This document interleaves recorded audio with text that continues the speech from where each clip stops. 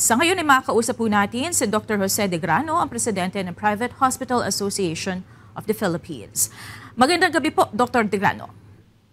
Magandang gabi, Monica, at sa ating mga tagapakinig po. Dr. De Grano, sa panig po ba ng mga private hospitals, may nakikita na rin po kayong pagtaas ng kaso ng leptospirosis patients? Medyo nagkaroon po ng konting increase, pero hindi katulad nung nakikita natin right now sa government facilities. We're not sure kung bakit, but then of course siguro natatakot din sila kasi alam nila magastos pagka nagpa-admit sila sa mga pribadong hospital. And then of course, ini-expect siguro nila na talagang wala silang babayaran pag government facilities. But anyway, ang mga meron po kaming naranasan na konting pag-increase lang po, hindi ganong katulad ng government facilities. Dr. De Grano, gusto ko lang din sanang itanong kasi doon sa report po ng aming kasama, isa doon sa mga naging pasyente, sinabi niya wala naman daw siyang sugat at hindi siya pumunta sa may baha na area pero nagkaroon siya ng leptospirosis. So paano po ba ito nakukuha kung hindi naman talaga pumupunta sa baha at wala naman sugat ay sa pasyente?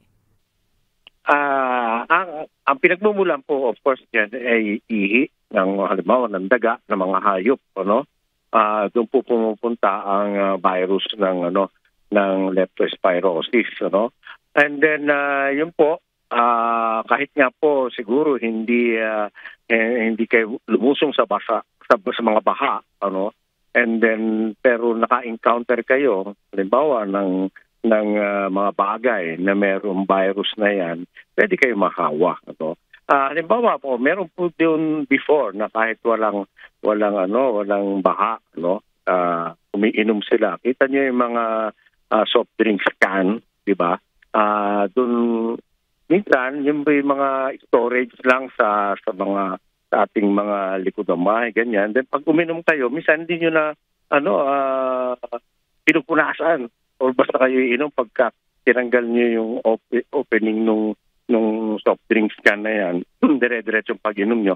At yun po, kung meron po yung, halimbawa na ihiyan po yun ng daga or what, ay meron silang leptospirovirus, ay pwede po siya magkasakit sa gano'n. So, ibig sabihin, hindi lang po talaga ang pinagmumulan yan ay yung sa baha. Karamihan po sa baha, kasi yun, pag bumaha, ay nadadala yung virus na yan.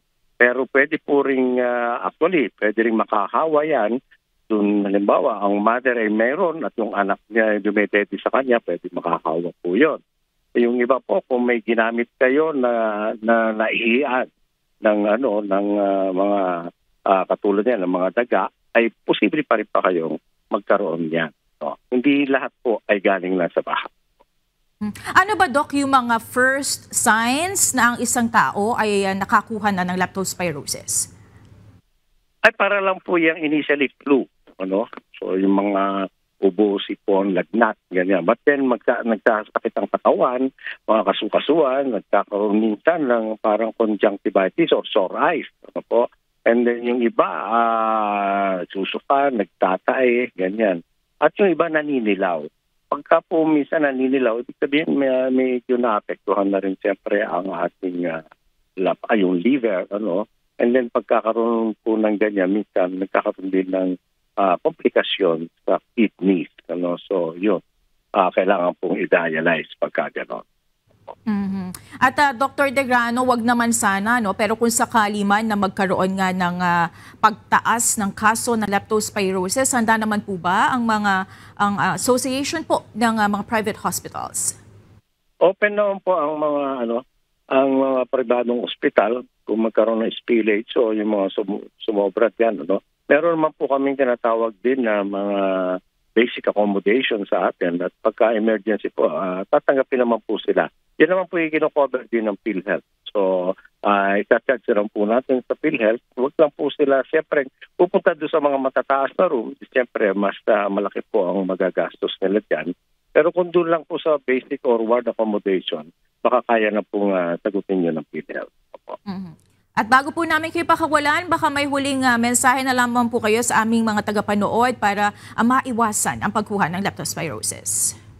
Well, yun po, tagulan ngayon, kumari maiwasan natin yan, yung punta na paglusong sa baha, hindi natin alam kung ano pang laman yan, masyadong madumi yung tubig, hindi lang actually leptospirosis ang pwede natin makuha dyan, iba't ibang sakit pa. As much as possible, kung tagbaha, yung mga iniinom natin, pakukuluan muna natin.